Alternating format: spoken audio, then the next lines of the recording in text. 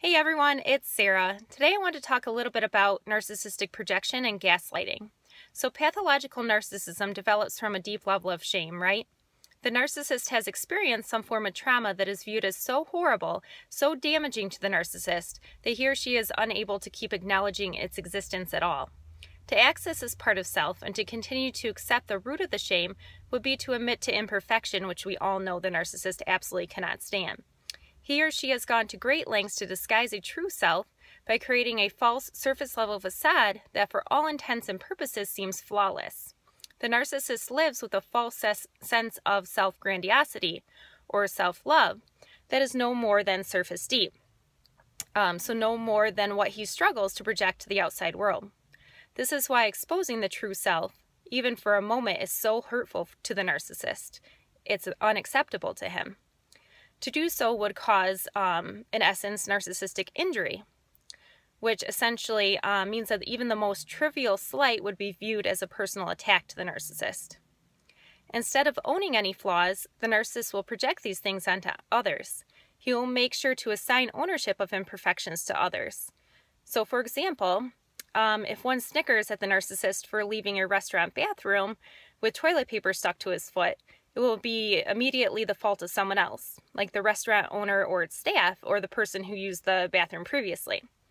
The snicker will be viewed, too, as a personal attack to his ego, and will be mentally noted so that he will ensure to get his attacker back at a later time. Another related tactic of the narcissist involves using gaslighting to get others to question their perceptions.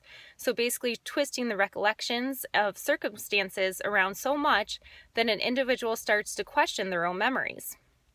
Of course, the circumstances are always twisted in favor of the narcissist, right? And he will use phrases such as, "You're crazy, that never happened," or "What are you talking about?" to make someone second guess themselves and their recollection of the events. Eventually, the victim's world becomes nothing more than a chaotic, confusing, twisted mess and he or she becomes completely dependent on the narcissist, who always seems to, interestingly enough, remember every minute detail of the same circumstances.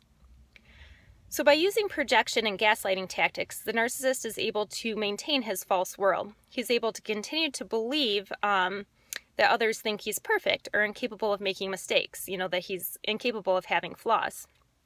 He keeps his victims second-guessing themselves whenever they doubt this perfection or, the narcissist's point of view. But most of all, he is able to pacify himself. So by continuing to assign faults to others, he doesn't need to own them anymore.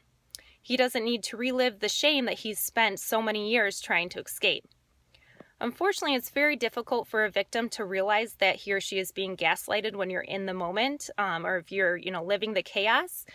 But the next time the narcissist assigns a flaw that you're pretty sure he possesses himself, try to step back from the situation a minute and consider that he could just be projecting his own faults onto you in order to disown them. Thanks for listening.